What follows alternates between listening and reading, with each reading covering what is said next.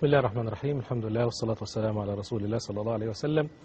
لقاؤنا اليوم مع شخصية مثيرة للغاية، صحفية بريطانية مشهورة حازت على العديد من الجوائز العالمية، عملت في كثير من الصحف العالمية الأوبزرفر، اندبندنت، بي بي سي وساندي اكسبريس. كذلك عملت كمراسلة لأكبر الشبكات العالمية مثل السي ان ان والاي تي ان وبي بي سي تي في، لكن كانت المحطة الأهم عندما كانت رئيسة التحقيقات في ساندي اكسبريس. في هذه الفترة كان عليها أن تغطي الحرب الأفغانية.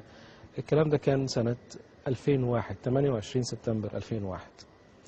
بعد حوالي يمكن 10 أيام في 8 أكتوبر تم أسرها على أيدي قوات طالبان في أفغانستان، وهي طبعا كانت صحفية بريطانية وكانت ليس معها أي جواز سفر. تم القبض عليها وتم الاشتباه فيها كجاسوسة لقوات الحلفاء أو القوات المعادية في هذا الوقت، وكان التوقع الأكبر أنه يكون الإعدام أو التعذيب حتى للحصول على معلومات. ولكن بعد 11 يوم بالضبط تم الإفراج عن إيفون ريدلي، وبعدها بحوالي 30 شهر أشهرت إسلامها واعتنقت الإسلام، وأصبحت من أكثر الشخصيات المدافعة عن الإسلام في العالم الغربي. إيفون ريدلي شخصية في منتهى الإثارة، في حياتها العديد من التجارب أرجو أن نستفيد منها. نلتقي معكم ومع إيفون ريدلي ولكن بعد الفاصل.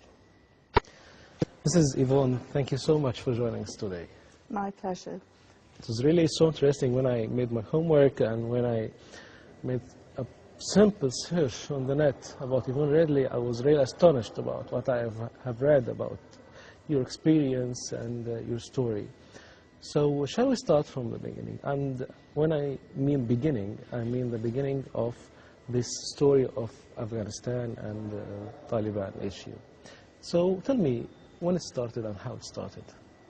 Bismillahirrahmanirrahim.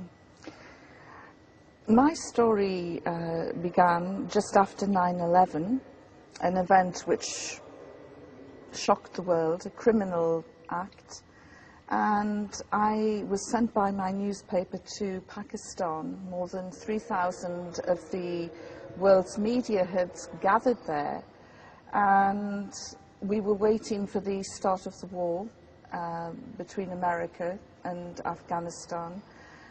And I decided that I wanted to get into the country.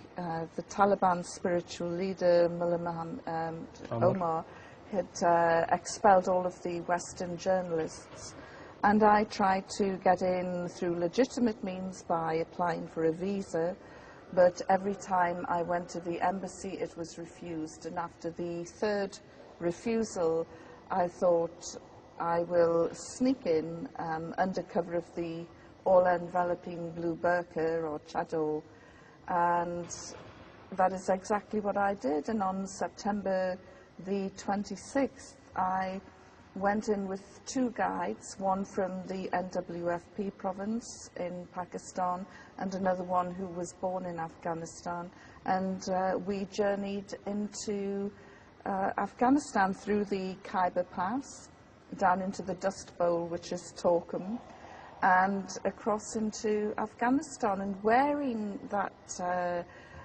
burqa was really like wearing an invisible cloak. Nobody took any notice of me at all. It was as though I wasn't there. Nobody looked at me, nobody spoke to me. It was the perfect device for an investigative journalist. You didn't feel any fear that going to such a dangerous area, and of course you have some background about Taliban and about... You didn't feel any fear at that time? I was scared, but the desire to get an exclusive story was a big motivational factor in going to Afghanistan. And I didn't intend on getting captured. You know, it was, I weighed up the risks and I thought that I could do it. And indeed, I was in Afghanistan for 2 days, undetected, taking pictures as and when I could with a camera, the only piece of equipment I took in. And how they detected you, how they captured you? oh, well, it was on the way back. After you finished all your coverage? I had finished the assignment. I was heading back. I was about 10 minutes away from the Pakistan border, coming into the tribal areas, and I was on a donkey, and it just went crazy. It just went off. Suddenly, and I fell off the donkey. Oh. Which attracted attention. That triggered a series of other events, and I was arrested by the Taliban. The moment that I was taken into their custody, I thought, that's it. That is the finish of Yvonne Ridley. Because I had bought into all of the propaganda that George Bush and Tony Blair had given us, that this was the most evil, brutal regime in the world. They hated women. I really, really didn't think that I would see the sunset that evening. Oh, and before you being captured, you spent a couple of days covering. So your coverage, your press coverage as a journalist, confirmed these allegations, or when you covered, what would you going to write when you come back, if you wasn't captured? Well, the story that I was going to write was from the Afghan people's perspective, and they were saying, look, we're very sorry about 9/11, but what has it got to do with us? And indeed, you know, they had a point. Why would the richest country in the world want to bomb the poorest country in the world? There were no Afghans on those flights, on the 4 hijacked airliners. There were no Afghans involved. There was no Taliban involvement. In fact, as we know, 16 of the hijackers came from Saudi, and the rest came from surrounding Arab lands. So if anywhere should have been attacked or bombed using that logic, it should have been Saudi. It just didn't make sense, and this is what the Afghan people were saying. And they also, one woman made a very valid point, and she said, what are they going to bomb? There's nothing left to bomb. Which, again, you know, how can you smash something that's already broken? So you went to your capture, your prison. So what happened over there? Well, I really convinced myself that they were going to kill me. And so I decided that on the grounds that you don't kiss the hand that slaps you, whatever I do, I will be killed anyway. So I would become the prisoner from hell. And if that accelerated my death, then fine. What terrified me was the thought that I would be tortured. So I decided to become the prisoner from hell. I spat at them, I swore at them, I threw things at them, I went on hunger strike, I refused to cooperate with them. At that time, you had any chance or had any hope that outside media are going to make a pressure on Taliban to release you or something? No, and the thing is, as any prisoner will tell you, in those circumstances, you feel entirely alone and isolated, and you think that nobody will know that you've even gone missing. I knew that my work would be concerned that I hadn't called in at the appointed time, but I didn't think that they would raise an alarm for 2 or 3 days. And I just felt that the situation was hopeless. Have you met any prisoners over there? No, not initially. The first 6 days I was in Jalalabad, and on the 6th day I was visited by a religious cleric. In these 6 days, did anyone hurt you, tortured you?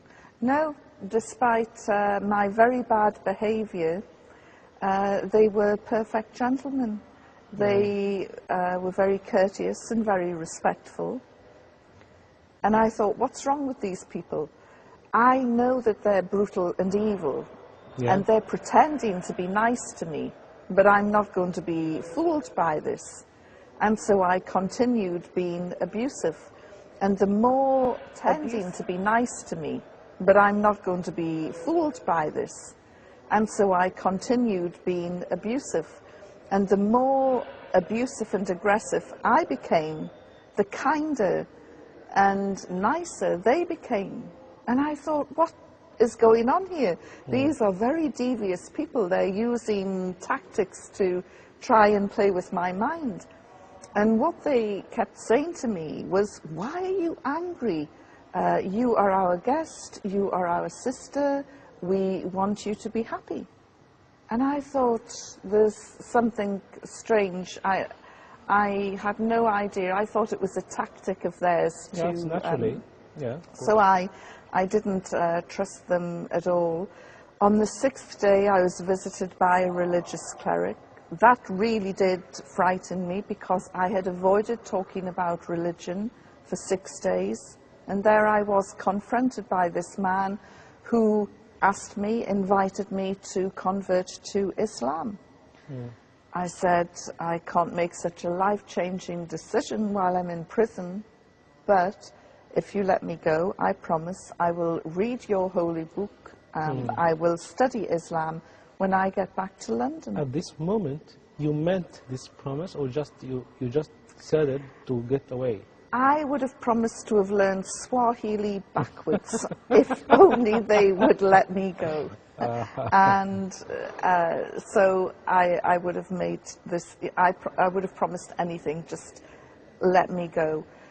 And after that exchange, I was then sent to Kabul, to the central prison there, to the terrorist wing of the prison, and I was locked up with 6 Western women and 2 Western men who worked for a charity, and they had been accused of trying to convert Muslims to Christianity. And I was with them for about 4 days. What were their impressions? Is it the same as you, or...? Well, they were horrified at my attitude because I was still on hunger strike. I was still cursing and spitting and throwing things at the Taliban, and they said, you know, there is no need for this. And I said, oh, you've got this Stockholm syndrome, you've bonded, you know, these people are the enemy.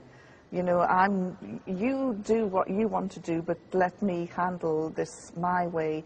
I am determined to get out, whether it's in a... I would like to define the people in Arab what the meaning of Stockholm syndrome. Stockholm syndrome هي عبارة عن أعراض تسمى أعراض ستوكهولم، بتعني تعلق المخطوف بخاطفه. يعني المخطوف مع فترة من الوقت بيبدأ يتعلق بالإنسان اللي خطفه، لأنه بيعتقد أنه في إيديه حريته، في إيديه القوة، في إيديه كل شيء، فبيحس بإحساس الطفل الضعيف تجاه الأكبر. ودي كانت أول ما بدأت في ستوكهولم، عشان كده سموها ستوكهولم syndrome. You've been accused for this Stockholm syndrome, I think, after a while. Yes, I was, because I ended up converting to Islam. Yeah, but let's not jump to this decision. But yes, I was accused of bond. Well, to suffer from Stockholm syndrome, you have to bond with your captors. You have to enter into a relationship with them, a civil relationship. And as you've heard, my behavior towards the Taliban was anything but civil. So you spent these 4 days with the other Western prisoners, and then? And the war began, and the night that the war began,